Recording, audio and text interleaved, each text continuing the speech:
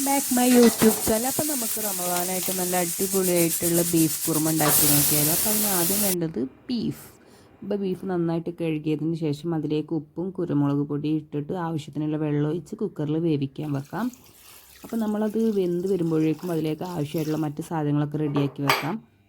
ആദ്യം തേങ്ങയും അതുപോലെ തന്നെ കുറച്ച് അണ്ടിപ്പരിപ്പും വേണം. അതൊന്ന് മാറ്റി വെച്ചതിന് ശേഷം അടുത്ത സാധനങ്ങൾ എന്തൊക്കെയാ വെച്ചാൽ ഇഞ്ചി, വെളുത്തുള്ളി, ചെറിയുള്ളി ആൻഡ് പച്ചമുളക്, ഒപ്പം ക്യാരറ്റും ഉരുളക്കിഴങ്ങ് ഉണ്ടെങ്കിൽ അതും വേണം കേട്ടോ. ഇത്ര സാധനങ്ങൾ മതി. അപ്പോൾ നമുക്ക് ബീഫ് വെന്ത് വന്നിട്ടുണ്ട്. അതിലേക്ക് നമ്മൾ റെഡിയാക്കി വെച്ചിട്ടുള്ള അരിഞ്ഞ് വെച്ചിട്ടുള്ള ക്യാരറ്റ് ഇട്ട് ഒന്നുകൂടി ഒന്ന് വേവിക്കാൻ വെക്കാം. അത് വെന്ത് വരുമ്പോഴേക്കും നമുക്ക് ഈ സാധനങ്ങളൊക്കെ ഒന്ന് ചതച്ചിട്ട് വരാം കേട്ടോ. അപ്പോൾ ഇത് ചതച്ചിട്ട് വരാം. അപ്പോൾ ഇതുപോലെ ചതച്ചെത്തിയിട്ടുണ്ട്. പിന്നെ അതുപോലെ തന്നെ തേങ്ങയും ഒന്ന് നന്നായിട്ട് തേങ്ങാപ്പാലായിട്ട് എടുക്കാം. അപ്പോൾ ആദ്യം നമുക്ക് ഒന്നാം പാലെടുക്കാം. അണ്ടിപ്പരിപ്പ് ഇട്ടിട്ട് തന്നെയാണ് അടിച്ചെടുക്കുന്നത്. തേങ്ങയായിട്ടല്ല ഞാൻ പാല് മിക്സ് ചെയ്യണുള്ളൂ, തേങ്ങ അരച്ചിടണില്ല കേട്ടോ. അതുകൊണ്ട് മിക്സ് ചെയ്തിട്ടാണ്, രണ്ടും കൂടി മിക്സ് ചെയ്തിട്ടാണ് ഞാൻ അരയ്ക്കണത്. ഇത്തിരി വെള്ളം ഒഴിച്ചിട്ട് ആദ്യം നമുക്ക് ഒന്നാം പാലും അതിന് ശേഷം രണ്ടാം പാലും ചേർത്തിട്ട് വെക്കാം. അപ്പോൾ ഒന്നാം പാല്, രണ്ടാം പാല് അങ്ങനെ രണ്ടും എടുത്ത് മാറ്റി വെച്ചിട്ടുണ്ട്. അതിന് ശേഷം നമുക്ക് എന്ത് ചെയ്യുക വെച്ച് കഴിഞ്ഞാൽ ഒരു പാത്രം വെക്കുക. പാത്രത്തിലേക്ക് ആവശ്യത്തിനുള്ള വെളിച്ചെണ്ണ ഒഴിച്ചതിന് ശേഷം പട്ടയും ഗ്രാമ്പും 2 ഏലക്കായ ഇട്ടതിന് ശേഷം അത് മൂത്ത് വരുമ്പോൾ അതിലേക്ക് വലിയുള്ളി ഇട്ടിട്ട് ഒന്നിങ്ങോട്ട് വഴറ്റിയെടുക്കാം കേട്ടോ.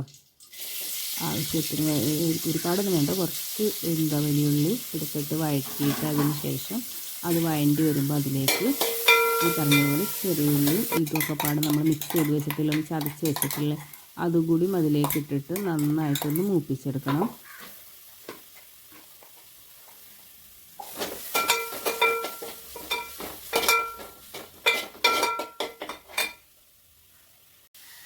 നന്നായിട്ട് മൂത്ത് വന്നതിന് ശേഷം അതിലേക്ക് നമ്മൾ നേരത്തെ വേവിച്ച് വെച്ചിട്ടുള്ള ബീഫില്ലേ അതിലേക്ക് ഇട്ട് കൊടുക്കുക.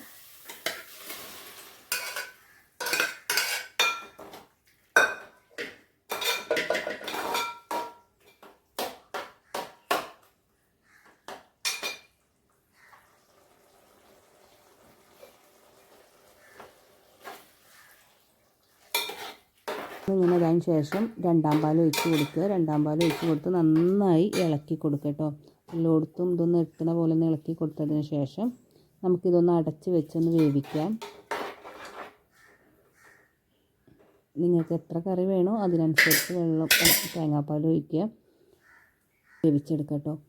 അതിന് ശേഷം ഇത് ഏകദേശം ഇങ്ങനെയായി വരുന്നതിന് ശേഷം നമുക്ക് എന്ത് ചെയ്യാൻ വെച്ചാൽ തീ കുറച്ച് വെച്ചിട്ടൊന്ന് ഇളക്കി കൊടുത്തതിന് ശേഷം അതിലേക്ക് നമുക്ക് നേരത്തെ റെഡിയാക്കി വെച്ചിട്ടുള്ള ഒന്നാം പാൽ കൂടി ഒന്ന് ഒഴിച്ച് കൊടുക്കണം. അപ്പോൾ ഒന്ന് നന്നായിട്ടൊന്ന് ഇളക്കിയതിന് ശേഷം നമുക്കൊന്ന് ഒന്നാം പാൽ ഒഴിച്ച് കൊടുക്കാം. ഒന്നാം പാൽ ഒഴിച്ച് കഴിഞ്ഞാൽ പിന്നെ അധികം വേവിക്കാനും തിളപ്പിക്കാനൊന്നും നിൽക്കരുത്. ജസ്റ്റ് ഒന്ന് ഇളക്കി കൊടുത്തതിന് ശേഷം അതിലേക്ക് നമുക്ക് കുരുമുളക് പൊടിയും ഗരം മസാലയും കൂടി ഇട്ട് കൊടുക്കണം. എന്നിട്ട് ഫ്ലെയിം ഓഫ് ചെയ്തതിന് ശേഷം ഒരു ചട്ടി അടുപ്പത്ത് വെച്ചിട്ട് അതിലേക്ക് ആവശ്യത്തിനുള്ള വെളിച്ചെണ്ണ ഒഴിച്ച് കൊടുക്കുക. വെളിച്ചെണ്ണ ഒന്ന് ചൂടായി വരുമ്പം അതിലേക്ക് നമ്മൾ ചെറിയുള്ളി അരിഞ്ഞത് ഇട്ട് കൊടുക്കുക. അതൊന്ന് മൂത്ത് വരുമ്പോൾ തന്നെ കുറച്ച് വേപ്പിലേക്ക് ഇട്ടെടുത്തുകൊണ്ട് അത്യാവശ്യം മൂത്ത് വരുമ്പോൾ അതിലേക്ക് ഒഴിക്കുക. എന്നിട്ട് കുറച്ച് നേരം അടച്ച് വെച്ചതിന് ശേഷം പത്തിരിൻ്റെയും ചപ്പാത്തിയുടെയും ഇടിയപ്പം